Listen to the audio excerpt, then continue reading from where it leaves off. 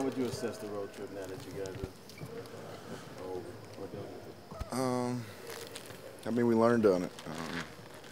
It's never easy going on the road for 14 days, but you know, we dropped some games and you know, we responded well and won some games. Curious, obviously, with your shoe dropping during All-Star Weekend, how are you feeling about just that whole commercial and everything that's going along with that right now? I'm feeling great about it. Well, what's the biggest rush you're getting from it right now? Just seeing everything come to life. You know, this is all new to the world, but you know, it's been 2 years of preparation and thinking and collaborating, you know, with my favorite brand of all time. So, you know, it's been a pleasure being a part of it. Beyond just ET and KD on commercial too. Yeah. John Marion, Jewel Lloyd, a lot of legends in it, and you know, all those people are a part of this story or a part of this book, and you know, I was happy that they were willing to take time out to, you know, shoot a commercial to be a part of it. So, you know, I haven't got to see it yet. I heard it just came out, so excited to check it out. What are you most proud of, I guess, with this book? Because it kind of does honor all aspects of your life.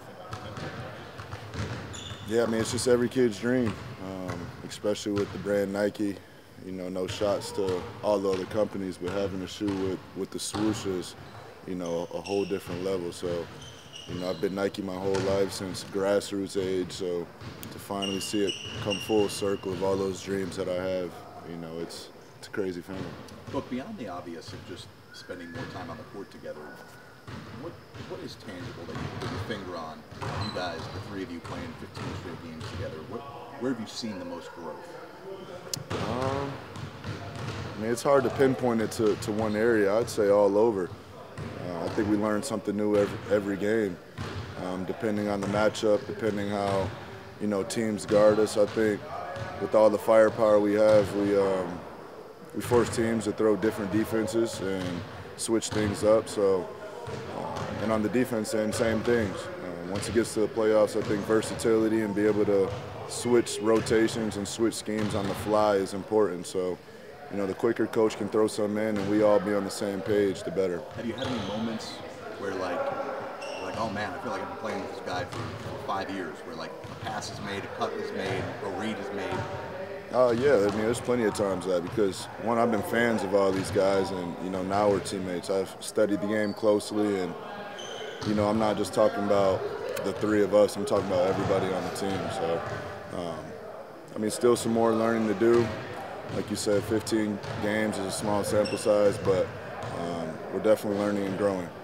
Are you going to approach the second half different than you did the first half of the season? Try to win most games we can. Same as game one, 81? I mean, you try to say that, but you know, every game I feel has its own different dynamic and, you know, different whatever to get you going. So, you know, tonight's a new test. Golden State this weekend. You know, we have a lot of big games coming up before we start talking about, you know, post All-Star break.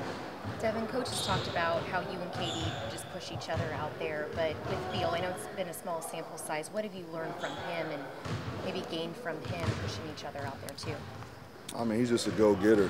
You know, it's nothing I never knew, but you know, having her on your side is a lot better instead of having to compete against it every time. You know, I know you've seen it last game. You know, he just gets to his spots. He's so shifty. Long wingspan too. I didn't know about it. Gets his hands on a lot of balls deflections. So, you know, last game was a great test of that. And how did you maybe the team feed off that toughness that we saw after he pretty much got hit in the nose again, stayed in the game, just trying to prove himself? Man, I'm just impressed. You know, I feel bad at some point. I've had that nose before, so you know that's not what you want. And even playing with the mask, it is a distraction. I hated it when I had to do it. So, you know, for him to make no complaints, no excuses, and just keep playing through is impressive. Look, I think today's the anniversary. He was approved for Matt to buy the team. How much have you seen things change around here since kind of he took over? It's just a whole different dynamic. You know, it's a whole new group. got some Michigan guys in there, so you know we were late in that way, and you know we're still learning each other and growing. You know, I had a playoff run last year, and now you know obviously a lot of changes this year, a lot of new things going on. Look, your shoe is it's got a really unique lifestyle feel to it. I just wanted to know how you want your shoe to impact the Phoenix culture. I just want people to rock them. You know, that's what it comes down to. You know, I can have all these thoughts and plans in my head, but until you get a feel from, you know, the real streets, the real culture, and, you know, see how, you know, it just feeds into the culture and how people want to rock with them. So, you know, that time's coming soon. This time of the year can be difficult on some of the younger guys who are unsure if they're going to be here beyond Thursday. Are you giving any advice to any of these guys? Not really. You know, I think everybody understands how the business of this league works, and you know, you kind of just have to be in the moment and control what you can control. Because at the end of the day, it is business, and you know, we've all seen so many different situations and opportunities come about through trade. So you just never know. What do you think of Ishbia's aggressiveness in this first year? Like he's been willing to make moves that maybe probably most guys wouldn't make to try to build a team. Which one? Well, just the number of draft picks being traded away. I mean, just overall. For who? No, I'm saying that to make those picks, to make those moves as early as he did, like right away. Like most guys want to get a feel for it. He like jumped right in to get KD deal, and then he made the Beal deal. And like he's made huge deals within a year that most guys haven't made in their first year as a owner. That's what I'm getting at. Yeah. I think a lot of people don't have the opportunity presented in your first year. I mean, I'm just asking you, would you do those two? If you were the owner of the team, you can? Move, but what I'm saying is when you start off coming in, you buy a team, you really work your way in it, but he bought in and made moves right away. That's what I'm getting. I don't know, man. I couldn't imagine being in that seat. $4 billion, man. It's crazy, though. So it's a quick change, and, you know, welcome to the ownership group, because it just shows you how crazy the NBA is. But this week is the Phoenix Open. When did you pick up golf, and I guess why did you start playing all those years ago? I'm picking it up this summer. It's next summer. Yeah, I dropped it. I dropped it. What happened? Did the game fall off? Yeah, it fell off. The season started at the same time, so I'll restart next summer. You like the game you played with? I love it. Yeah, I love it. I have my event at Silverleaf every year too, my charity event. You know, it's just peaceful. You know, whenever I can get 18 holes in or 36 holes unbothered, like I tweeted one time. You know, those are the best days. So that's what you were doing, playing 36 holes that day? Unbothered, no texts, no calls. Great day. I don't know. I heard, you know, the weather's going to be a little iffy, so we'll see what it looks like. Look, in terms of those areas of growth and learning that you're talking about, when you look at the fourth quarters, what comes to mind in that regard? Is it kind of a mental hurdle at this point? Yeah, I'd say in a way, but we just have to lock in. I think the pace still has to remain high. I always say that, and you know we just have to defend better, and that's all 4 quarters. You know, I think over time our offense will click and eventually get together, but the defensive side of the ball is where you know we have to hold each other accountable, and you know we have to hang our hats on that side. You got a Super Bowl pick? I don't. Lions. Sorry about that. No, it's tough. How would you assess the road trip overall? I think it's anytime you on the road for 13 days, 7 games, come home with a winning record, I think it's good. I think there's obviously 3 of those losses are winnable games for us, and probably could have got a few extra wins if we cleaned a few things up or played a little better here and there. But overall, like being on the road that long, coming home with a winning record, you're pretty happy about that. Are we going to see you in Indianapolis shooting threes or no? No, you're not. Are you surprised by that? Not really. I mean, I wasn't strongly like advocating for it, and I understand the process they go through with how they pick guys to go. So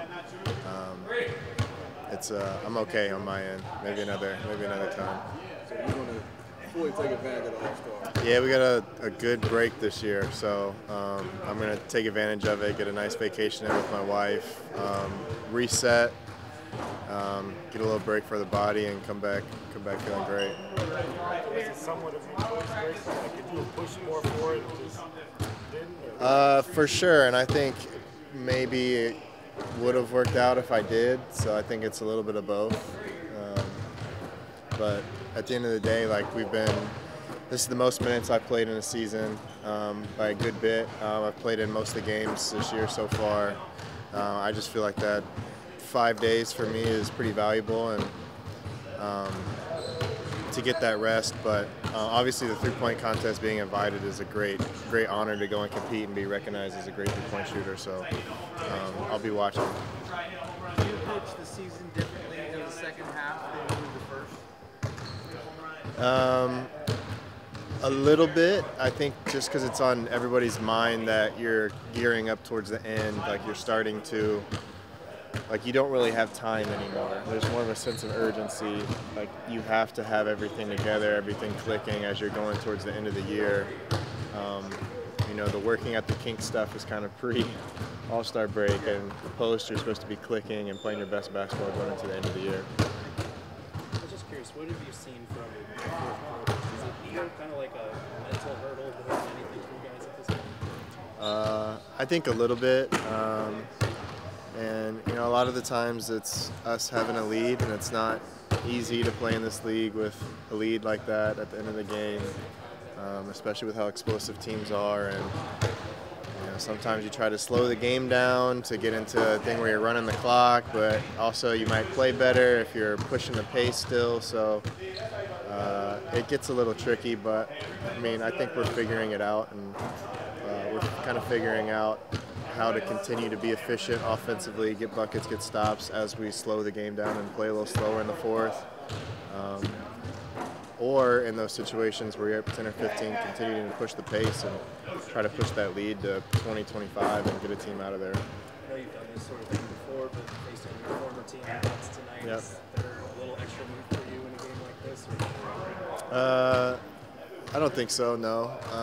I'm excited to play against them. I'm excited to see everyone.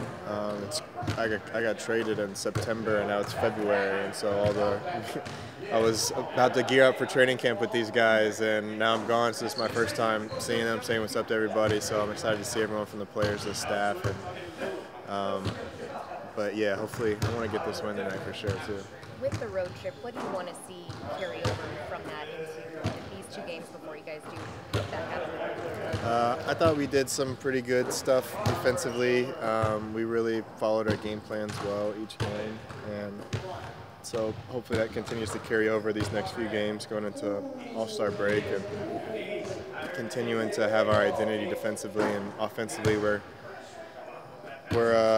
clicking where different guys are going off, and we're doing well sharing the ball. I think last game we had like 30-something assists, so that's really good for our offense. Grayson, how about the test, though, like with the Bucks pose, you know, the top team you guys are facing right before the All-Star break? Yeah, it's a great test. They're obviously a contending team, one of the top 2 teams in the East, and they pose a lot of problems offensively and defensively. They're unique matchup-wise with Giannis, and Dame adds an extra layer to that, and Chris is tough offensively too, so it'll be a good test for us defensively. And then offensively, they have one of the best shot blockers in the league in Brooks, so another good test getting in the paint, trying to score there. Speaking of Devin Booker, he has a signature shoe coming out on February 17th. I just wanted to kind of see your thoughts on the shoe. I love them. I tried them out. I've been wearing them a few times in warm-ups. I wore them in one game. I don't think those big ankle braces I have fit well with them. I think I got to stay with like real low tops. But they're super comfortable. I love the look of them. I've seen like 5 different colorways now that he's pulled out. I like all of them. So I'm really happy for him to have that finally released, and he's well deserved. I was was curious, how would you describe Yusuf as a teammate? Because you see on social media, it feels like anytime somebody goes off, he's posting about him. You saw him kind of protect KD when he got knocked to the ground on the road trip. How would you describe him as a teammate? Yeah, he's a great teammate. He always has everyone's back. Just constantly talking, cracking jokes. Just says what's on his mind. So a great guy to have around, and it's nice to have a guy like that backing you up on the court.